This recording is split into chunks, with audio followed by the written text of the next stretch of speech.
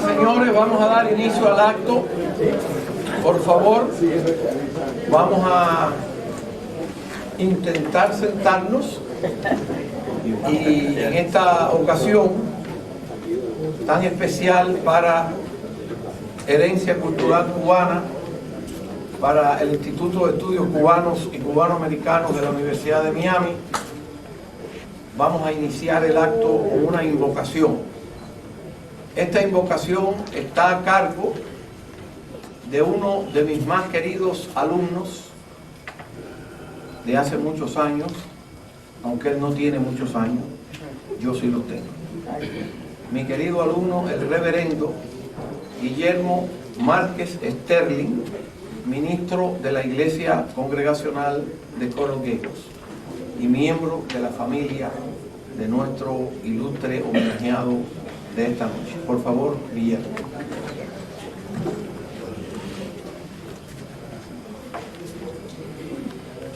Buenas noches. Es un placer estar aquí con ustedes, con mi querido tío y mi familia, y con mi profesor y mentor, Marcos Antonio Ramos. Oremos, por favor.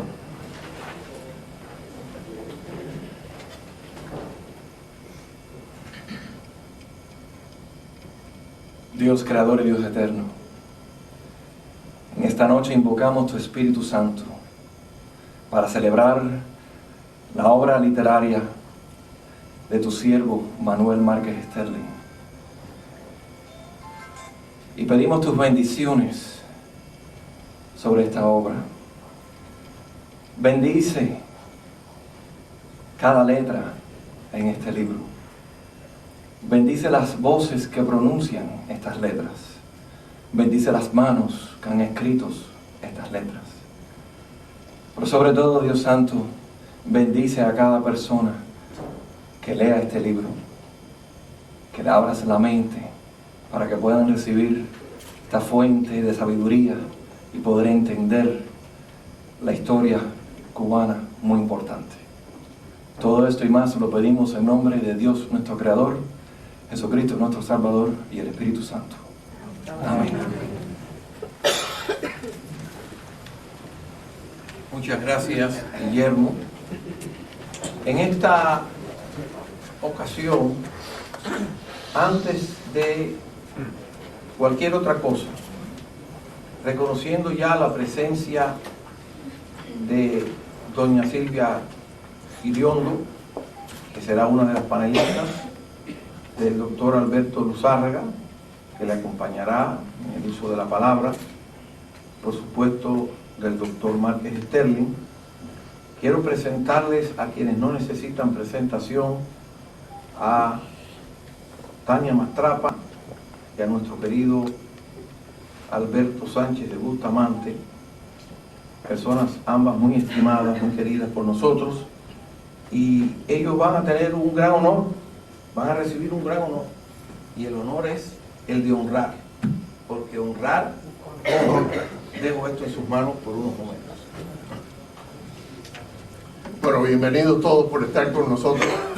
No queríamos perder una oportunidad tan grande como esta de darle un reconocimiento a Manuel Márquez Sterling, que a capa y espada ha defendido todos los valores de la Cuba eterna por 50 años y muchos más. Y por lo tanto, todo el board y toda la junta ejecutiva de Herencia decidió brindarle el honor que honor merece a Manuel con el premio de Herencia,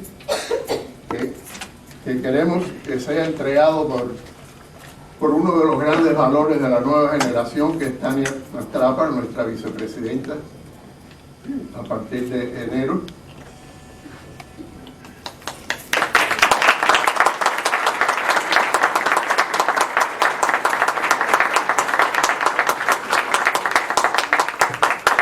Y a nombre de todos nosotros, aunque ha sido miembro emérito por mucho tiempo, te entregamos el diploma de miembro emérito de Herencia.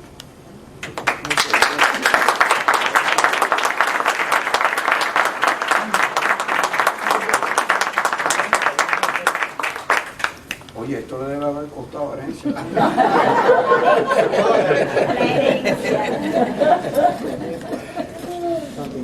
Está hecho también por manos cubanas, por Peter Solís, que tiene un negocio maravilloso de cristalería arquitectónica, y próspero como muchos otros cubanos de las nuevas generaciones aquí en el exilio. Así que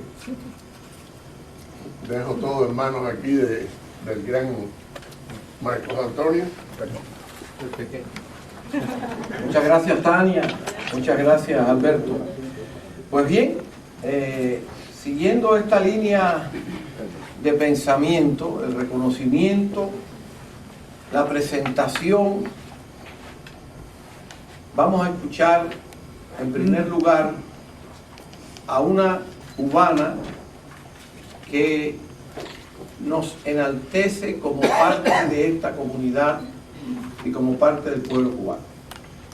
Me refiero a alguien que está constantemente dedicada a luchar a favor de aquellos que no tienen voz, de aquellos que no tienen la forma no solo de expresarse, sino de manifestarse como debe ser en un país civilizado. Me refiero a nuestros compatriotas en Cuba.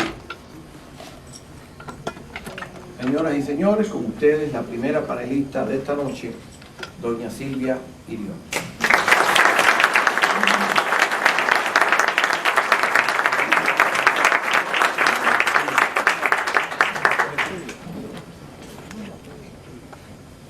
Tengo que ponerme los espejuelos porque si no, no veo nada. Muy buenas noches a todos. Constituye para mí un inmenso honor el que mi querido amigo e insigne cubano, el doctor Manuel Márquez Sterling, me haya escogido como una de las presentadoras de su más reciente y esperado libro, Cuba, de 1952 a 1959. El título presenta los 7 años que sirvieron de justificación para que a partir del 1 de enero de 1959 se instalara en nuestra patria el sistema político más devastador. En esta presentación, auspiciada por Herencia Cultural Cubana y por el Instituto de Estudios Cubanos y Cubanos Americanos de la Universidad de Miami, tengo también el privilegio de compartir este panel con reconocidos historiadores, intelectuales, expertos en el tema, como son el doctor Berti Bustamante, como es el doctor Marcos Antonio Ramos y como es el doctor Alberto Luzárraga, además de mi querido historiador, el doctor Manuel Márquez Sterling. Conocí verdaderamente a Manuel cuando alguien me regaló hace un tiempo su novela histórica Hondo corre el cauto. En cada una de sus páginas y en la magistral narración de la historia, sentí el palpitar de esa patria vibrante, gestada por la entrega y el sacrificio de nuestros mambises a través de las guerras independentistas que culminaron finalmente con la instauración de la República de Cuba el 20 de mayo de 1902. Y es precisamente de esa joven, pujante y prometedora república, de los incansables esfuerzos de un líder político de la talla del doctor Carlos Márquez Sterling, padre del autor, y de otros notables cubanos, para evitar su eventual destrucción, así como de las razones por las cuales la más brutal y larga dictadura comunista en nuestro hemisferio logró imponerse en el poder, de lo que trata el formidable análisis y la profunda reflexión de aquel período de nuestro pasado como nación, a la cual nos convoca el doctor Manuel Márquez Sterling. Pertenezco a la generación de 1945 generación que apenas cumplía los 7 años cuando se produce en Cuba el golpe de Estado de Batista en 1952, que rompe el ritmo constitucional de la República. Generación que apenas asomaba a lo mejor de su juventud y potencialidad cuando comienza la larga noche de la tragedia nacional cubana en 1959. La Cuba que recuerdo y que marcó para siempre la esencia de mi identidad, a pesar de los problemas políticos que indudablemente existían. Era esa Cuba cordial, donde mi generación se educaba y crecía en un ambiente sano, familiar y feliz, mayormente ajena a la magnitud de lo que verdaderamente estaba en juego para el futuro de la nación cubana, hasta que tuvimos un fuerte despertar a una prematura madurez. Lamentablemente hoy, más de medio siglo después, generaciones de cubanos en la isla y en el exilio continuamos viviendo las nefastas consecuencias del colapso de la República de Cuba en el período que enfoca el autor. Unos viviendo en la patria sin libertad, otros viviendo en libertad sin la patria, pero todos anhelando la patria y la libertad. Manuel nos lleva a través de este periodo crucial, partiendo de las condiciones socioeconómicas que existían en Cuba durante la etapa que recorre su libro, lo cual establece claramente que no podía justificarse una revolución social en Cuba, que estaba para ese entonces muy por encima en adelantos socioeconómicos que la mayoría de los países latinoamericanos e incluso del resto del mundo, incluyendo varios de Europa y de Asia, que se han colocado muy por delante de la Cuba actual destruida por el comunismo. Esclarece el autor con gran precisión cómo los problemas que existían en nuestro país en aquel tiempo eran de carácter político y no socioeconómico, y cómo llega la tiranía al poder más que por la capacidad militar del movimiento revolucionario 26 de julio, por la ineptitud del gobierno de Batista, por la desmoralización en las filas del ejército, por la violencia, por la corrupción, por las campañas propagandísticas manipuladas desde la Sierra Maestra con el respaldo periodístico de medios de prensa, por la política mal concebida en torno a Cuba de los Estados Unidos dirigida desde el 4º piso del Departamento de Estado durante este periodo, pero sobre todo por la inhabilidad de los partidos y algo de indiferencia de muchos cubanos de poner el bien común de la patria por encima de intereses políticos partidistas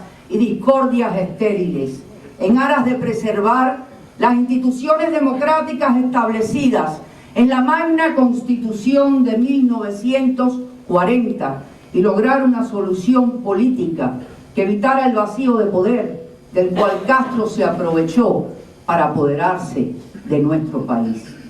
Recuerdo, como el libro correctamente señala, la popular frase escuchada en aquel entonces por doquier de que cualquier cosa era mejor que Batista.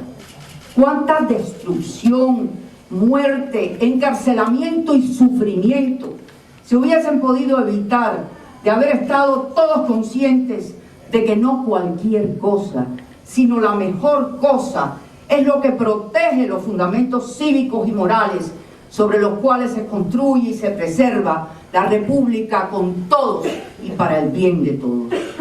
Los mitos y falacias propagadas por el régimen totalitario de Fidel Castro, tan elocuentemente descritos por Néstor Carbonell Cortina en el prólogo del libro y enfatizados por el autor a través de su contenido, nos muestran cómo la percepción se convierte en realidad para muchos cubanos que creyeron que mejor que Batista cualquiera, a pesar de las irrefutables evidencias que mostraban las peligrosas tendencias y la penetración comunista en el movimiento 26 de julio desde sus orígenes.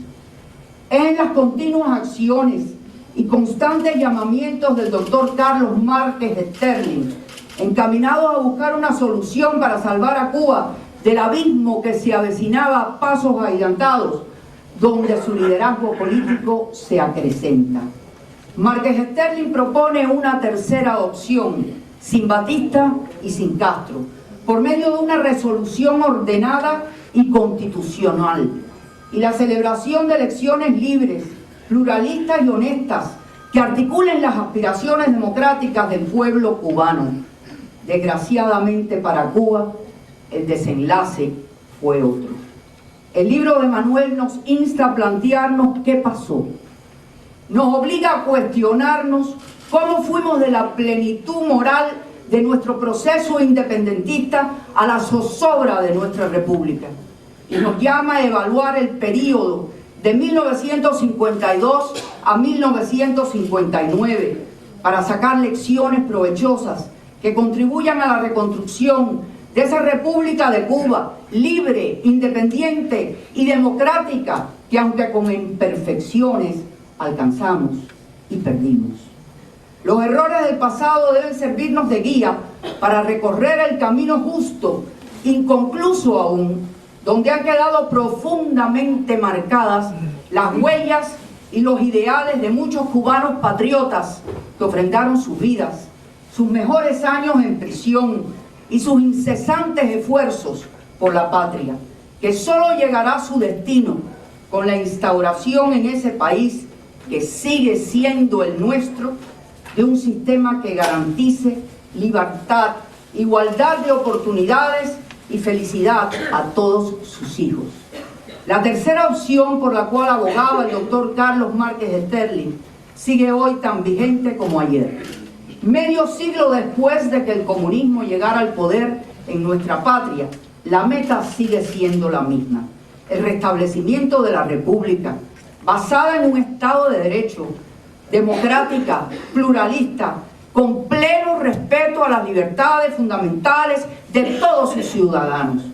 Si la Cuba del futuro podemos construirla sirviendo a la República y no sirviéndonos de ella, por medio de sólidas instituciones democráticas, de la ley establecida con justicia y raciocinio, y de la cubanía que heredamos de nuestros antepasados y que nos mantiene como nación genuina en el exilio, no podrán surgir otros demagogos que engañen al pueblo para convertir el país en un feudo de su tiranía, ni para dar golpes de Estado, ni para hacer revoluciones.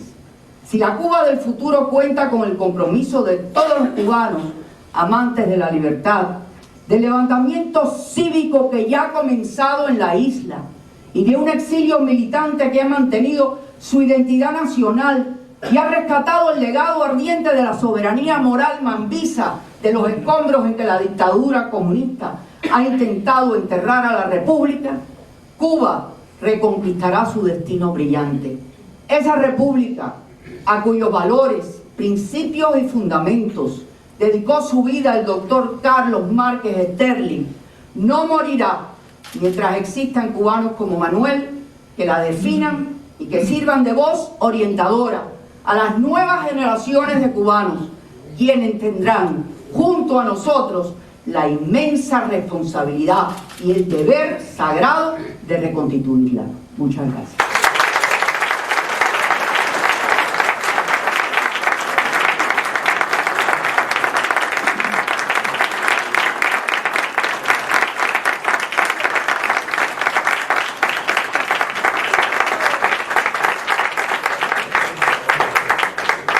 Felicitamos a Silvia por sus palabras elocuentes,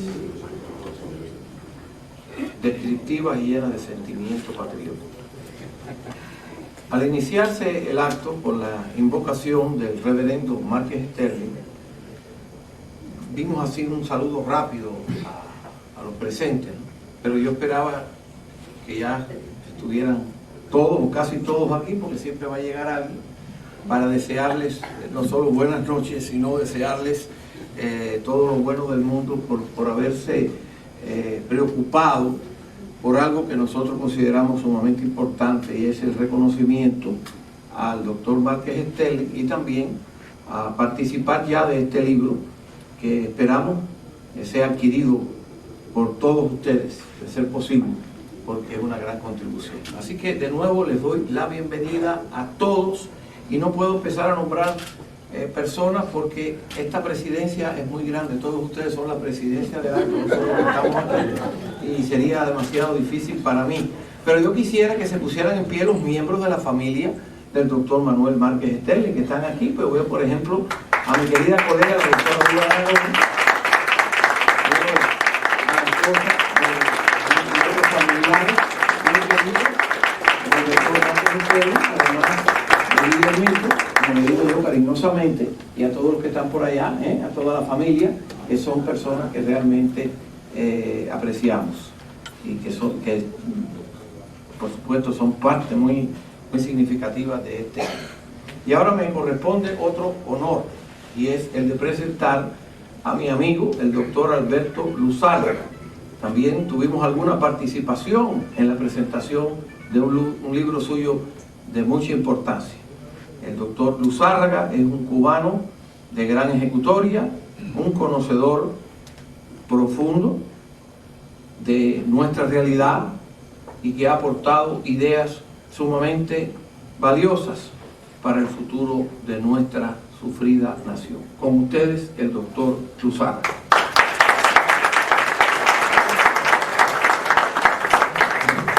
Muchas gracias, Marcos, y a todos los presentes por su concurrencia.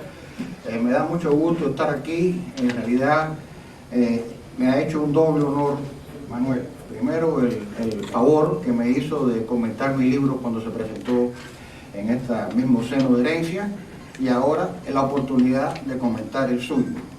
En realidad, el libro me ha impresionado extraordinariamente porque Manuel describe muy inteligentemente muchas cosas que debemos enfocar y que son las cosas que no queremos que sucedan en el futuro.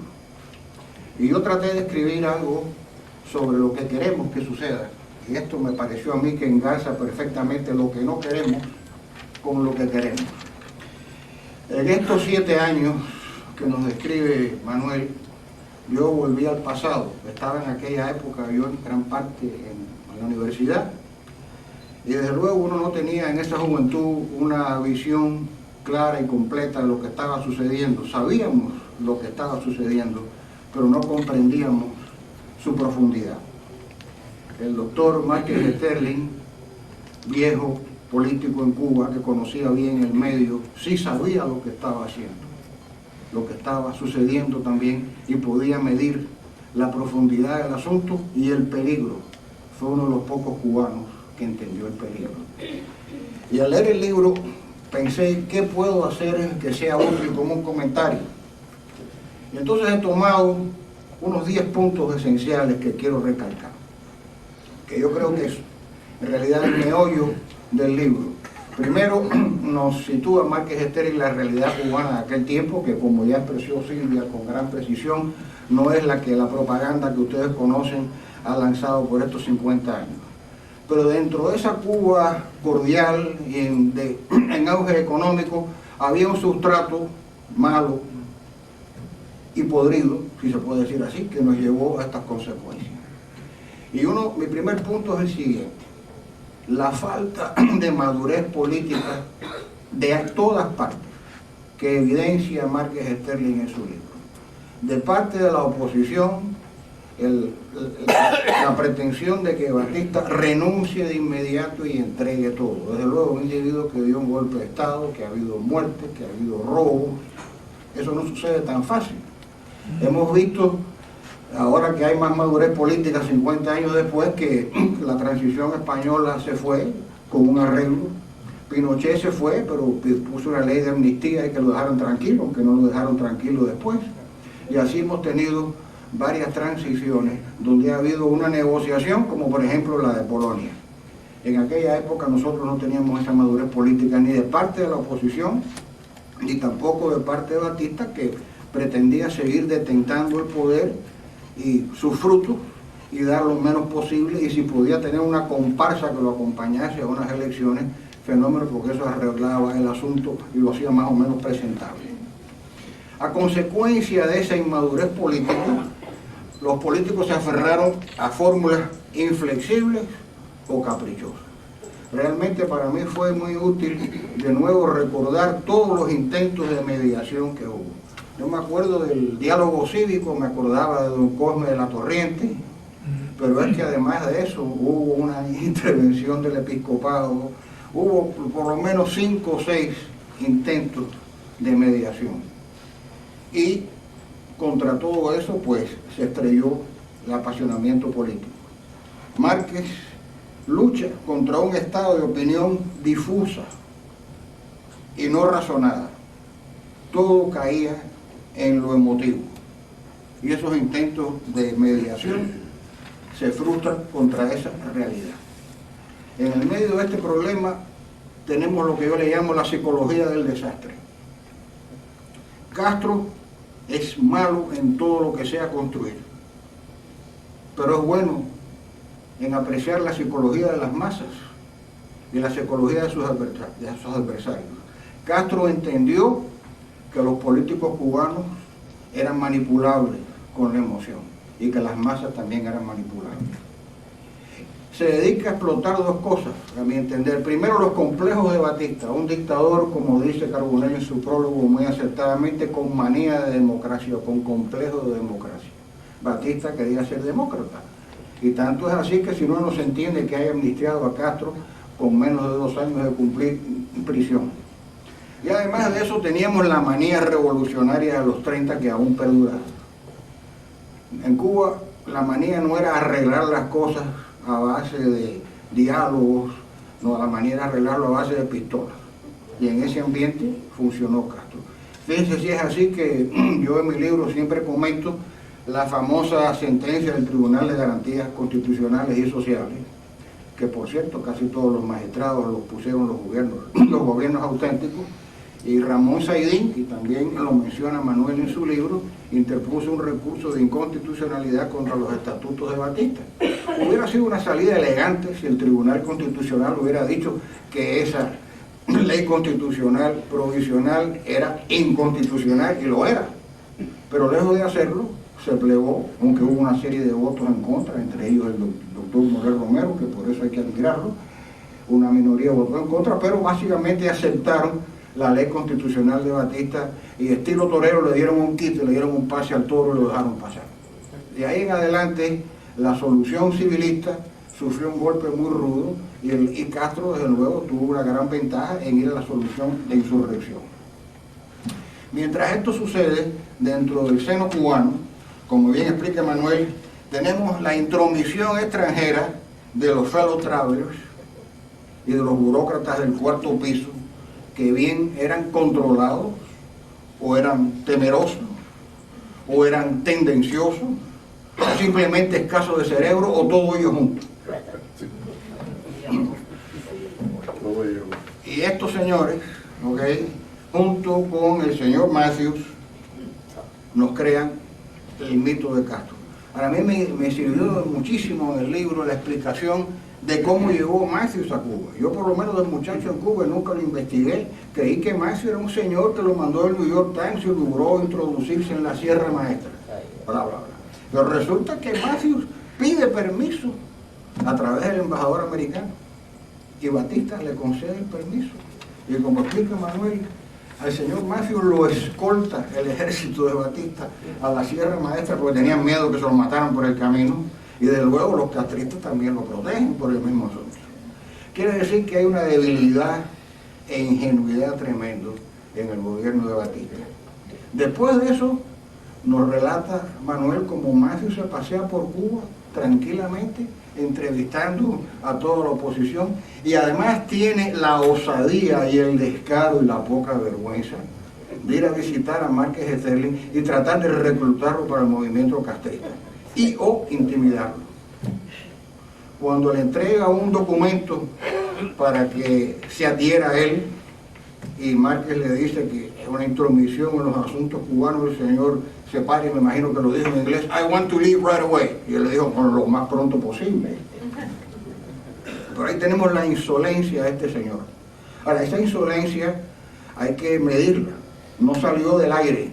Esa insolencia era que tenía una serie de fuerzas detrás de él importantes, que lo andaban empujando, porque un simple periodista obtiene el relevo de Garner, el embajador americano que se suponía que era amigo de Batista, aunque no era tan amigo, y ponen a Earl Smith. Pero resulta que le sale el tiro por la culata al New York Times. Earl Smith era amigo de Eisenhower. En vista de lo cual el señor dice, no, un momento, no le puede reportar al secretario de Estado y a través del presidente, que es la función de un embajador, tiene que reportarle a los subalternos, los burócratas subalternos. Y Earl Smith llega a Cuba con esa imposición. O sea, no solamente logró quitar a un embajador, sino someter a otros a los dictados de un tercer piso, los subalternos, lo cual es totalmente inaudito. No hay duda de que Matthews probablemente haya sido un fellow traveler, no haya sido un card-carrying communist, pero un fellow traveler, no hay duda de que lo debía haber sido, y la Internacional Comunista lo lanzó en Cuba inteligentemente. Desde el momento en que Matthews empezó a lanzar su propaganda, pues eso carcomió la flaca voluntad de combate de Batista. Y esa voluntad de combate, yo creo que fue todavía más carcomida por el ataque a Palacio el 13 de marzo, lo cual ya le hizo a Batista temer por su vida y de la posibilidad de disfrutar de todos los millones que había amasado. La propaganda, mientras tanto, de todos los periódicos americanos, pues como nos explica Márquez en su libro, todo el mundo se dedica a imitar el New York Times. Y cualquier periódico, inclusive hasta de pueblo, pues pone la entrevista con los grandes luchadores por la libertad. El desenlace, pues ya lo conocemos, la fuga de Batista, la entronización de Castro como el gran líder, los mismos fuera de onda del Departamento de Estados creen después Bahía de Cochinos y repiten, estando fuera de onda con el Missile Crisis, y le dan garantías a Castro, lo cual nos lleva hasta el día de hoy. Y por esto, pensando en lo que sucede, pensaba yo, es bueno sacar una enseñanza de todo esto, y una enseñanza para el futuro, y yo por eso escribí el diálogo para la Tercera República. Y hoy en día es posible que tengamos una situación parecida, la historia nunca es igual, pero hay elementos que concurren, porque hoy en día tenemos políticos malvados y egoístas a ultranza, que son Castro y su entorno. Comparados con los tontos que teníamos antes egoístas, estos individuos son la enésima potencia de aquello. Políticos americanos aún más fuera de onda. Porque hay que estar fuera de onda para haber sufrido el Missile Crisis y estar este país a 1 milímetro de una crisis nuclear.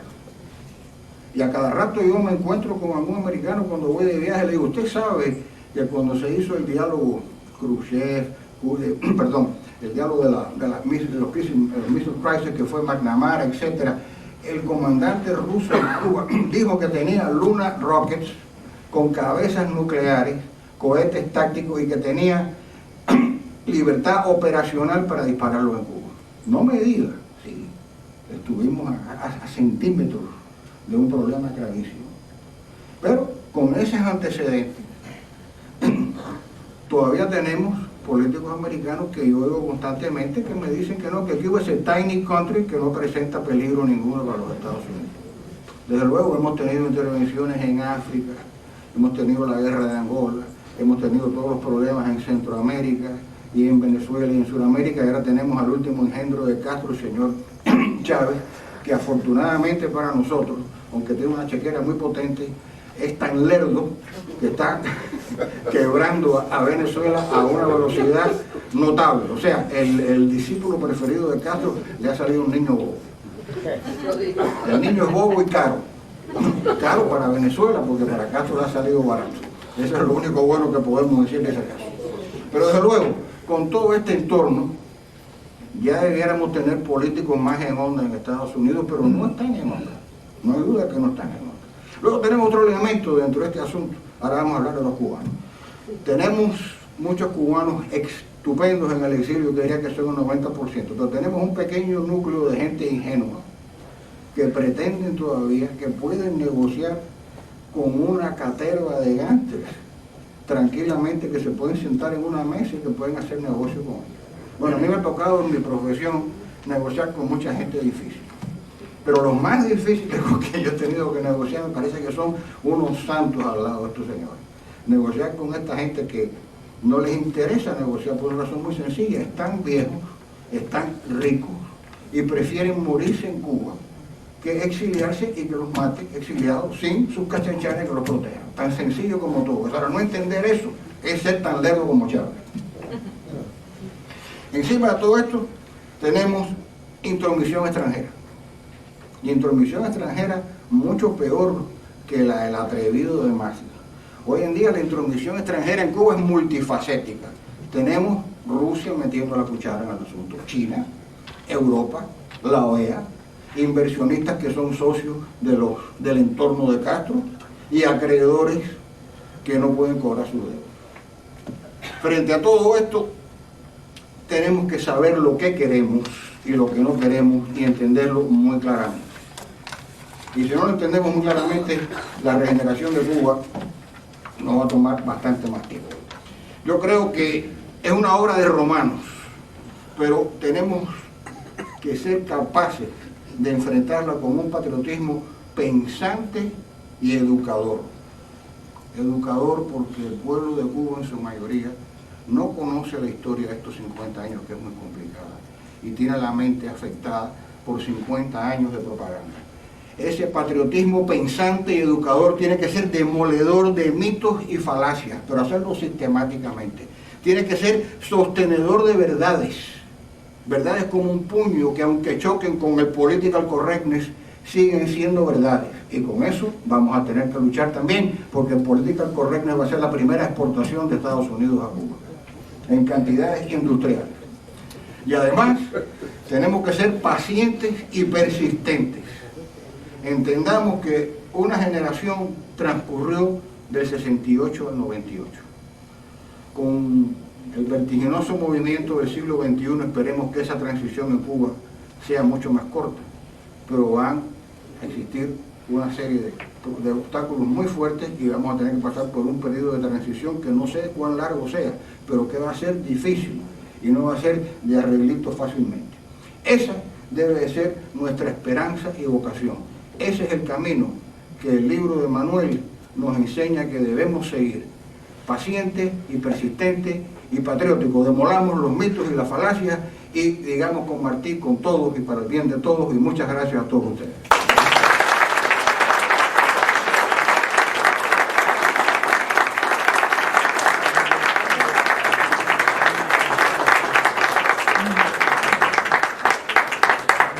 Excelente.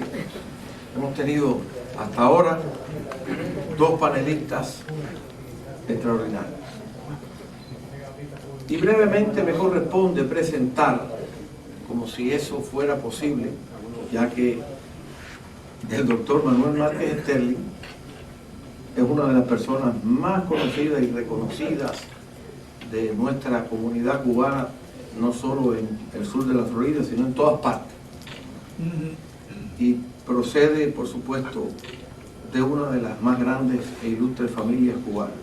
Tanto es así que yo le decía a Manuel, hace unos días, estando en la República Dominicana, consultando una serie de obras de referencia, como le dicen aquí, identifican a los Márquez Sterling como de origen dominicano. Es decir, que ellos quieren que los Márquez Sterling se unan. No, yo sé que no, pero es tanto su prestigio y su reputación que otros pueblos, por supuesto, se sienten deseosos de incorporarlos, ¿verdad? Y el doctor Manuel Márquez Sterling es, por derecho propio, independientemente de sus vínculos familiares, una figura importante de nuestras letras, un novelista, ensayista, columnista, historiador, profesor, en esa buena tradición de aquellos que han sabido utilizar sus dones y sus conocimientos a favor de los demás. El libro que nos ofrece el doctor Márquez Sterling es su visión de un periodo que él vivió intensamente. Es al mismo tiempo una aproximación respetable, creíble, a un periodo sumamente difícil de nuestra historia. Cuando pasan los años, los historiadores pueden escribir con menos apasionamiento. En el caso cubano es difícil, son muchas las cosas que se han ido acumulando, pero en el caso específico del doctor Márquez Sterling hay sentimiento, vivencias e investigación. Y por encima de cualquier otra consideración, ya que los acontecimientos no pueden ser vistos de la misma manera por todo el mundo, hay seriedad, hay rigor. Y a partir de esas condiciones es que realmente podemos presentar sin reservas su obra, la obra que nos ocupa en esta noche. Creo que entre los aportes que se han realizado en las últimas décadas a la revisión, a la investigación, a la presentación, a la evaluación de la historia de Cuba, a los mejores aportes entre ellos debe considerarse, sin lugar a dudas, este libro del doctor Manuel Márquez Sterling. Tengo gratos recuerdos de su ilustre padre, que fue mi amigo.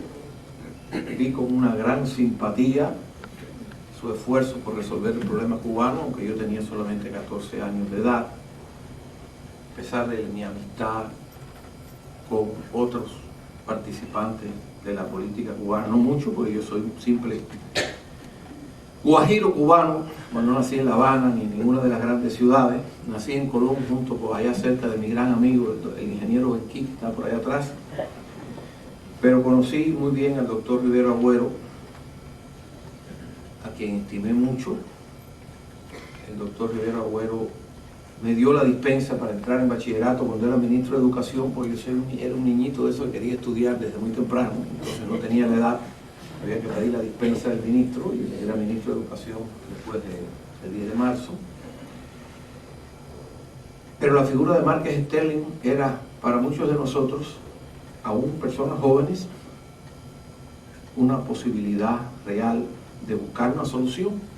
Ya no era de estar con Batista o no estar con Batista, o de tener ideas revolucionarias o no tener ideas revolucionarias, y yo soy el ser menos revolucionario que existe en el planeta Tierra. La última vez que sonó un tiro me introduje debajo de la cama, pero era una oferta que hacía de su vida en un momento muy difícil, en medio de mucha controversia por las circunstancias que rodeaban todo aquello, la convocatoria al retraimiento, la guerra civil. En realidad, Carlos Márquez Sterling fue un gran cubano, y su memoria está entre nosotros en esta ocasión, su presencia espiritual y el orgullo de que su hijo, como otros miembros de su familia, haya continuado en la mejor senda, y que hoy nos ofrezca el libro que él mejor que nadie puede presentar. Con ustedes, nuestro querido amigo, el doctor Manuel Márquez.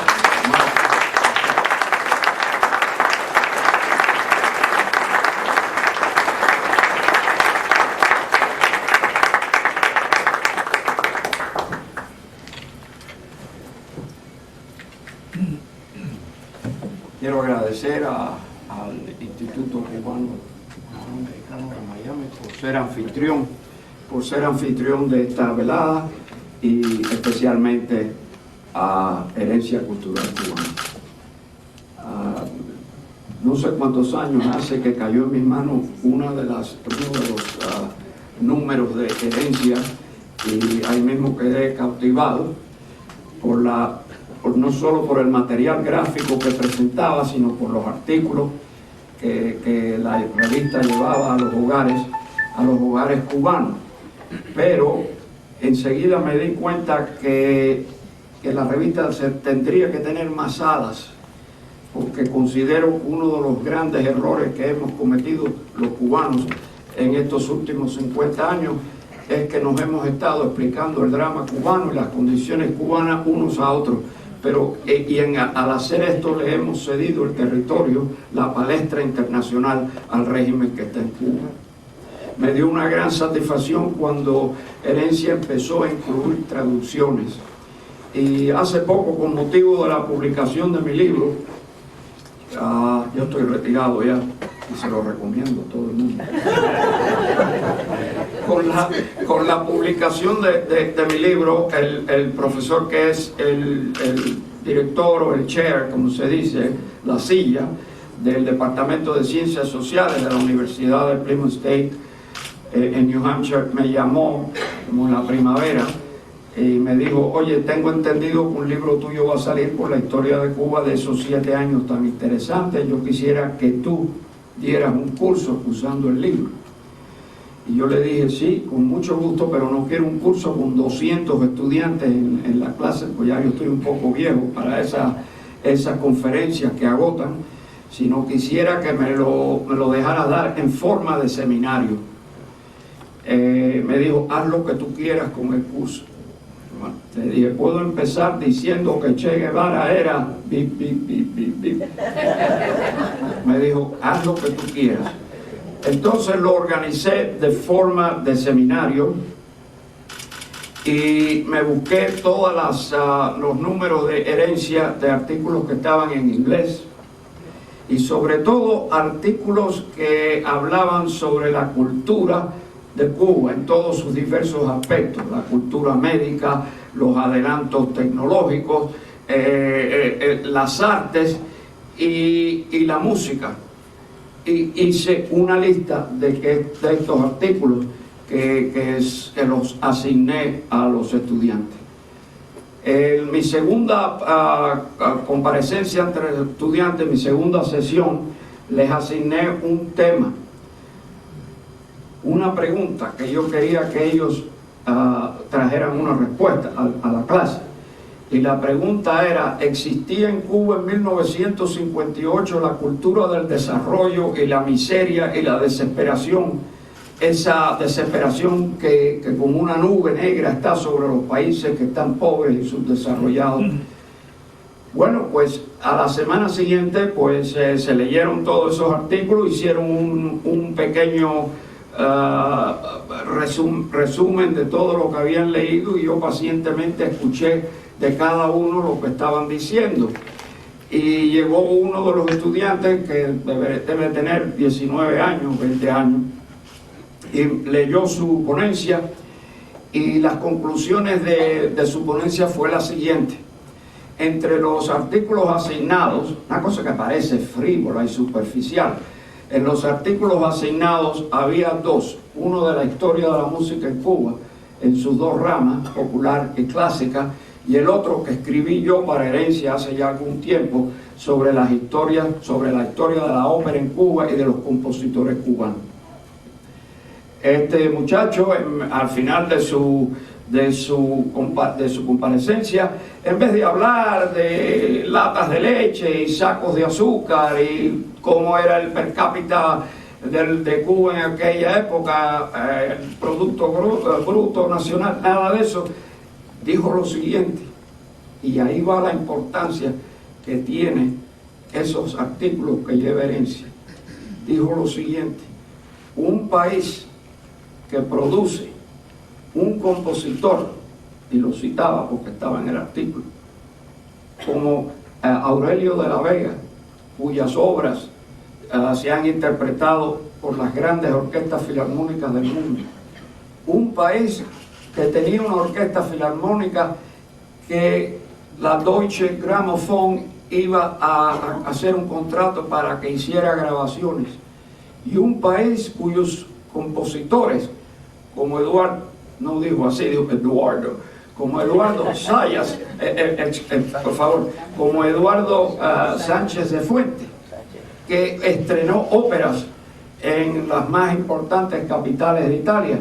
No es un país que tenía la cultura del subdesarrollo y la miseria. Ese era un país que había llegado a producir una flor, y esa flor crecía en los tremendos adelantos de una poderosa clase media. Quiero decirles que yo me caí para atrás. Me quedé boquiabierto, pero me quedé muy satisfecho porque había conseguido lo que yo quería. En vez de dedicarme a los estudios económicos, sociales, fui al proceso cultural. Así que yo aquí les pido, por favor, que le den a las herencias, que se suscriban a herencias, que se los den a los amigos norteamericanos, que convenzan a las bibliotecas de que la adquieran cada 2 meses, como sale, o cada 3 meses, porque es un arma extraordinario. Ahí va reconociendo lo que de verdad era Cuba antes de llegar el reino del terror. Yo quiero ahora aprovechar esta oportunidad, y no lo digo por alabar la obra que acabo de sacar, sino para que vean la reacción de algunos de sus lectores. Cuando ya habíamos terminado el manuscrito, y digo terminado porque tuve un compañero, un cubano, que me ayudó extraordinariamente en sacar una cantidad de datos que pocas personas conocen, Remberto Aranda. Discutimos mucho el contenido de la obra, y entonces llegamos a la conclusión de que para probar el punto al que se refería Alberto y al que se refería Silvia, que y Marcos, el problema cubano no era económico, ni era social, ni era de arbitrariedad. El problema cubano era esencialmente político. Y por eso decidimos empezar la obra con el primer capítulo, lo que era Cuba, un retrato de Cuba antes de 1957.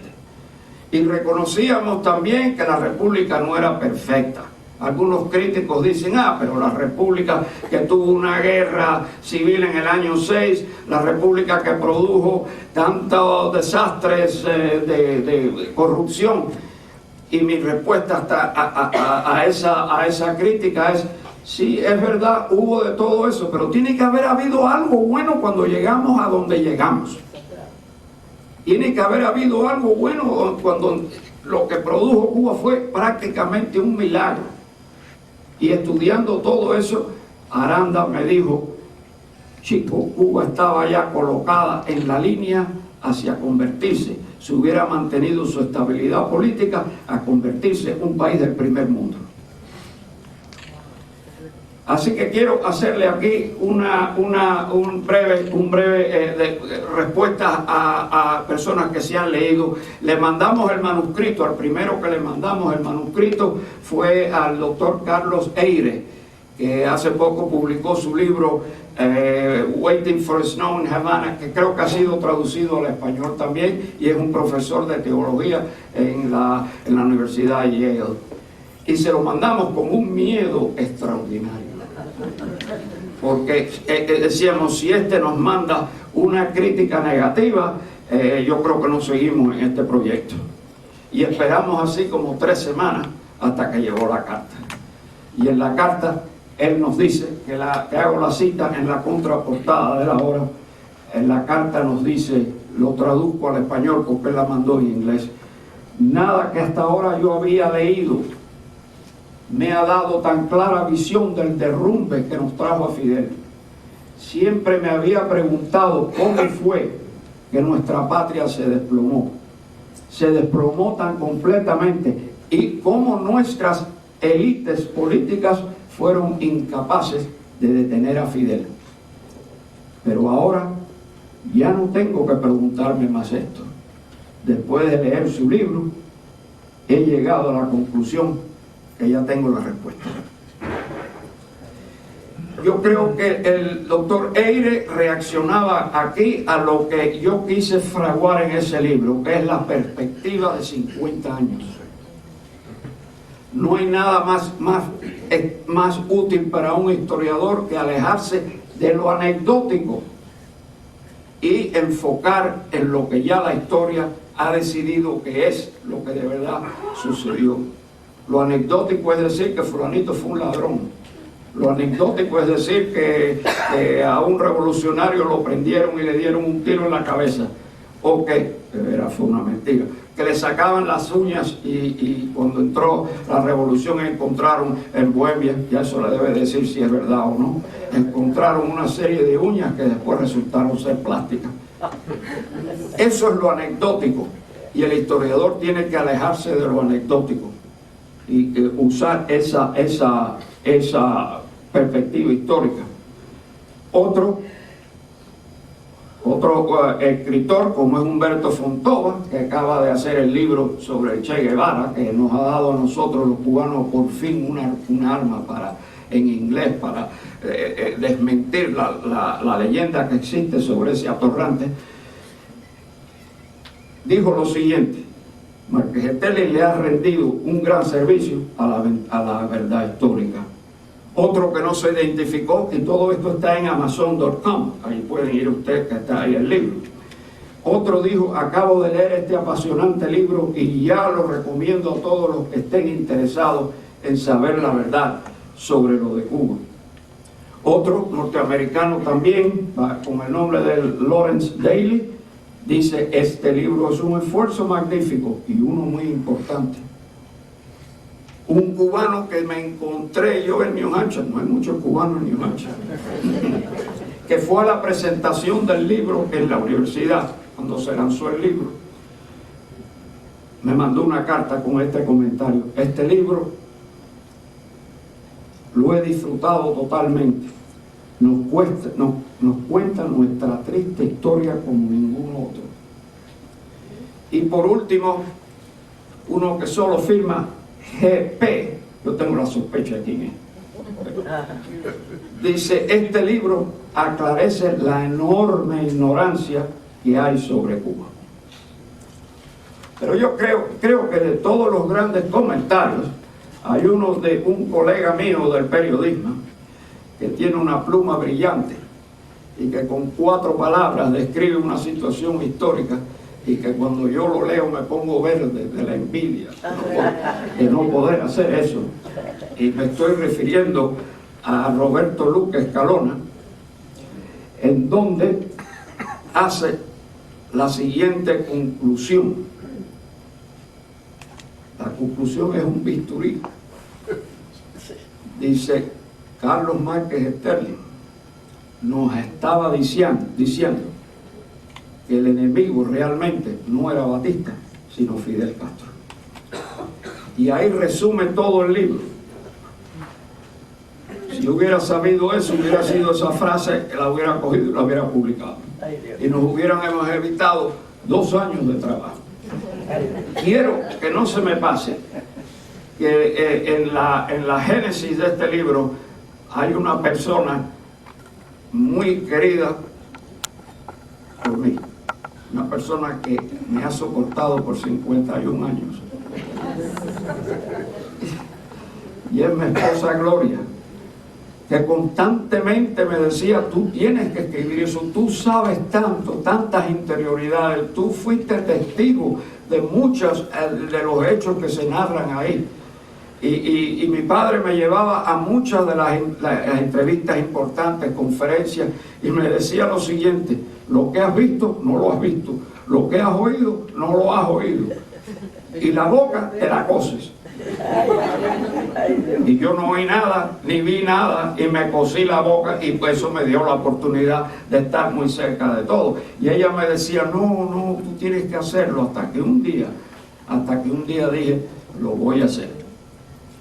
Yo quiero presentarles aquí a ustedes la enorme dificultad que nos encontramos los cubanos para decir nuestra verdad. Cuando ya yo tenía 3 capítulos terminados, se los mandé a como 6 o 7 university presses a ver si les interesaba el el contenido del libro. 8 fueron, 8 negativas. Pero la más interesante fue la de uno de estos señores que era director del University Press de una universidad que no voy a mencionar, y que me dice: su libro tiene interés, pero no encaja en los planes editoriales nuestros para los 2 años que vienen. Acá está muy elegante. Bueno.